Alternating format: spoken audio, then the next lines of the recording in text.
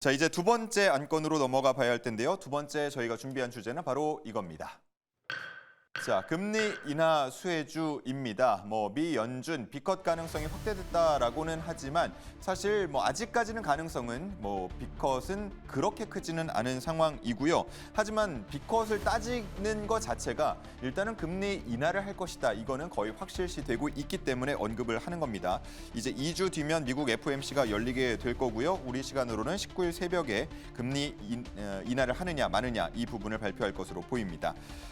이미 다 알고 있는 거는 재료가 될 수 있겠느냐라는 의문을 품을 수도 있겠지만 그래도 꽤 오랫동안 고점에서 자리를 잡고 있던 금리가 내려오기 시작하면 그것만으로도 하나의 메시지가 될 수 있기 때문에 지금부터 수혜주를 미리 바라볼 필요가 있다라는 생각이 드는데요.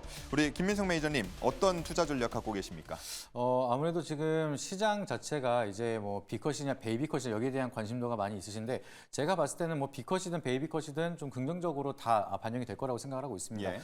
그리고 이제 우리가 앞전에만 생각을 하더라도 이제 금리 인하만 하더라도 이제 감지 덕지다 약간 이런 식으로 호재성으로 이제 계속해서 반응이 되고 있다가 갑작스럽게 이제 금리 인하가 기정을 사실이 되니까 또 50bp가 돼야지만 호재처럼 시장에 대한 반응이 만들어지고 있지만 우리가 이제 긴 호흡으로 보시게 된다라고 하면은 금리 인하는 점진적으로 진행을 할 수밖에 없는 상황이고요. 어차피 내년 상반기까지는 지속적으로 금리 인하에 대한 기조를 계속해서 끌고 갈 수밖에 없는 상황이기 때문에 결과적으로 금리 인하를 진행한다에 대한 여부만 이제 진행이 된다 하더라도 달러가 아무래도 안정권이 되기 시작을 하면서 오히려 이제 외국인에 대한 자금들이 추가적으로 시장에 들어올 수가 있을 거라고 생각하고 있습니다. 그래서 그런 점에서 금리 인하가 된다라고 하면은 기술주나 성장주 쪽에 대한 모멘텀이 다시 한번 회복이 될 수가 있고요. 아까도 말씀드렸던 것처럼 바이오 산업이 계속해서 시장에 대한 주도 역할을 많이 하고 있는데 다시 한번 금리 인하는 또 바이오에 대한 호재로 반영이 되면서 시장에 대한 기대감이 커지고 있다 보니까 우리가 금리 인하 때 국내 증시에 대한 좀 성장주라든지 바이오 기업들이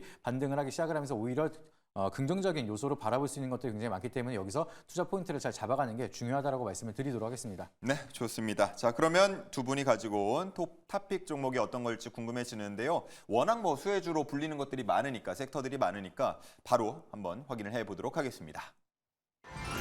자, ST팜이 또 나왔고요. 바이넥스까지 두 분 다 같은 쪽으로 주목을 하신 것 같은데 종목만 나뉘었습니다. 자, ST팜은 앞서서 이제 더블 체크 종목에서도 나온 걸로 기억이 나는데 주목하신 이유 뭡니까?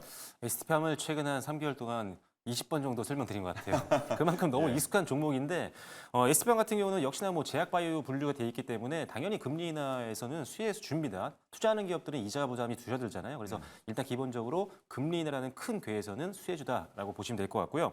두 번째는 생물보안법에 수혜를 받을 수 있는 게 이제 CDMO 위탁 사업하는 기업들인데 이 회사는 이미 수혜를 받았습니다. 미국에 지금 신약 원료 를 수출을 지금 했거든요. 근데 원래 이 회사가 그 원료를 사실 중국에서 수입해왔던 상황이었어요. 예. 근데 이제 루트를 갈아탔습니다.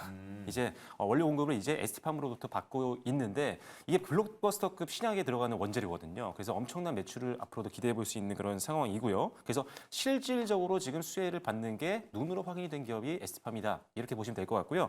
마지막은 1조 매출에 대한 기대감입니다. RNA 치료제의 원료인 올리고액산을 주력으로 하고 있는 회사인데 글로벌 3위고요. 사실 지금 증설 계획대로 진행이 된다고 한다면 몇 년 사이에 생산 능력상으로는 1위까지 올라갑니다. 그래서 ST팜 같은 경우는 수요도 많은데 미리 선제적으로 생산 능력을 늘려가고 있는 상황이기 때문에 공장이 생길 때마다 실적 레벨업과 더불어서 주가도 상승을 좀 기대해 볼 수 있는 상황이다라고 보시면 될 것 같고요.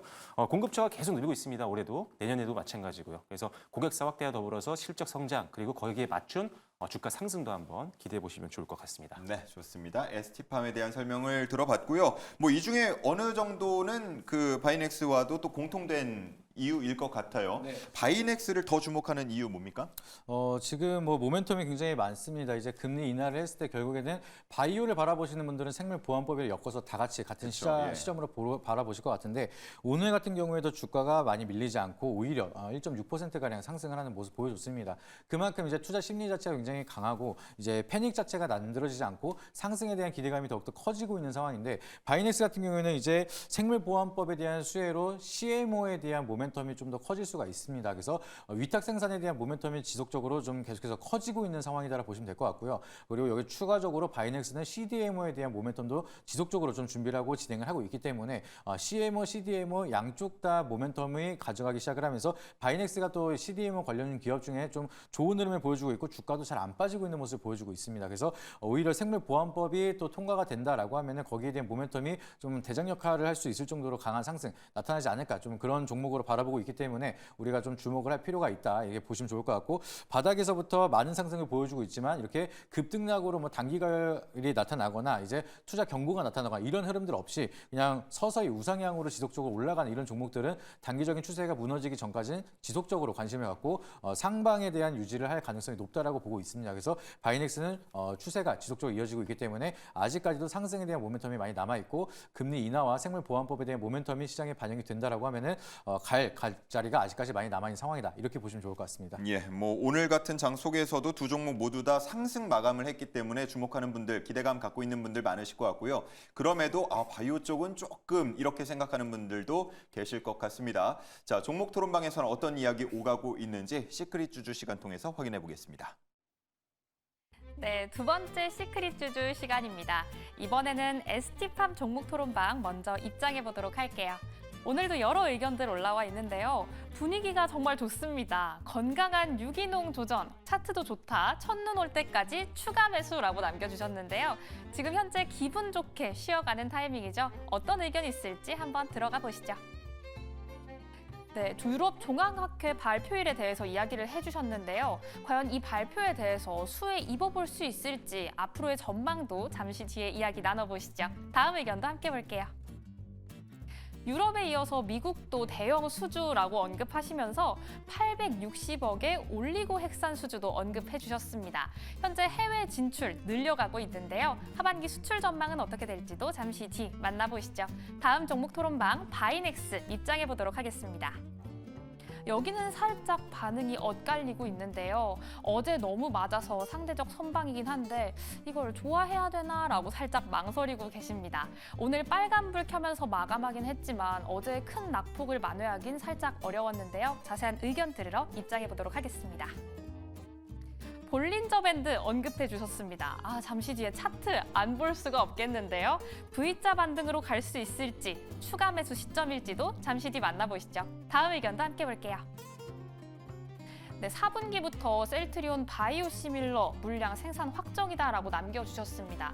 현재 주요 고객사로 셀트리온을 보유하고 있는데요. 이에 따른 하반기 실적 전망 어떻게 될지 지금 바로 만나보시죠. 자, 주주들의 이야기를 들어보고 왔습니다. 일단은 ST팜 관련해서 앞서서 여러 가지 모멘텀을 말씀을 해주셨는데 다음 주에 개최되는 에스모 같은 경우도 하나의 모멘텀 될 수 있겠습니까? 네, 일단은 뭐 세계 최초로 대장암 경구형 대장암 치료제 관련해서 일단은 임상 1상 시험 결과를 이제 발표를 앞두고 있는 상황입니다. 그래서 뭐 추가적인 모멘텀이 될 수 있는데 저는 사실 이거는 부가적인 거고 물론 나중에 뭐 수익이 날 수 있는 부분이니까 예. 그래서 단기적인 모멘텀이라고 보고 있고요. 일단 앞서 말씀드린 것처럼 지금 실질적인 CDMO 관련된 생물보안법 수혜를 받고 있고 실적이 급속도로 늘어갈 수 있다는 점에 포커스를 맞추시는 게 일단 맞다고 보고 있습니다. 그리고 일단은 중국이 워낙 지금 제재를 많이 받고 있는 상황이기 때문에 반사익을 볼 수 있는 대표 업종 그리고 앞서 말씀드린 것처럼 실질적으로 이미 수혜를 받고 있기 때문에 그 부분에 더 집중을 하신다면 중장기로도 봐도 되는 종목입니다. 알겠습니다.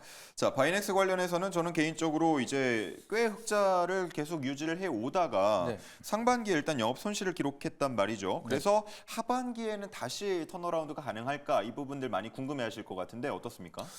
네, 저는 충분히 가능할 거라고 생각을 하고 있고요. 이제 셀트리온이랑 이제 CMO를 진행을 하고 있는데 이제 기간이 얼마 남지 않았습니다. 이제 곧 시작하는 실적이 또 찍힐 수가 있는 구간이 왔기 때문에 하반기에는 또 오히려 또 실적에 대한 턴어라운드가 가능하다라고 보고 있고요. 그리고 연내 생물보안법이 통과가 된다라고 하면은 벌써부터 국내 기업한테 CDMO나 CMO에 대한 러브콜이 지속적으로 나타나고 있습니다. 그래서 미국은 이미 준비를 하고 있고 중국을 이미 배제를 하고 있는 상황이기 때문에 국내 기업에 대한 CMO라든지 CDMO에 대한 모멘텀을 가지고 있는 기업들은 실적에 대한 수혜가 벌써부터 일어나고 있고 기대감도 만들어지고 있다고 보시면 될 것 같습니다. 그래서 그 점을 참고하신다라고 하면 충분히 하반기에 대한 메리트나 모멘텀이 더욱더 강하게 만들어지고 있어서 우리가 주목할 필요가 있다. 이렇게 보시면 좋을 것 같습니다. 네, 좋습니다.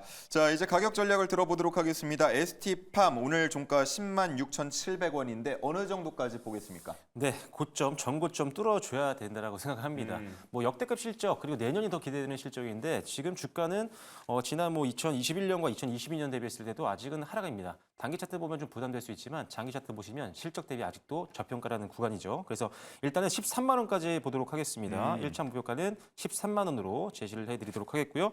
손절가는 9만 원으로 매물대 저항 고려해서 9만 원으로 제시를 해드리겠습니다. 네, 좋습니다. 목표가 13만 원, 손절가 9만 원 체크해 주시고요. 바이넥스 함께 보죠.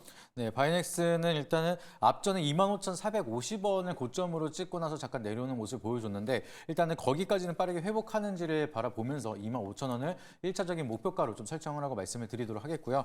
지금 손절가 같은 경우에는 18,000원대를 좀 이탈을 한다라고 하면은 60일선 이탈하고 좀 패닉이 이어질 수가 있습니다. 그래서 추가적인 손실을 좀 방어한다라는 관점으로 손절가는 18,000원 잡고 대응을 해보도록 하겠습니다. 네, 좋습니다. 자, 이렇게 두 번째 안건까지 탑픽 종목들의 가격 전략까지 확인을 해봤고요. 이제 마지막 실적 발표로 넘어가 보도록 하겠습니다.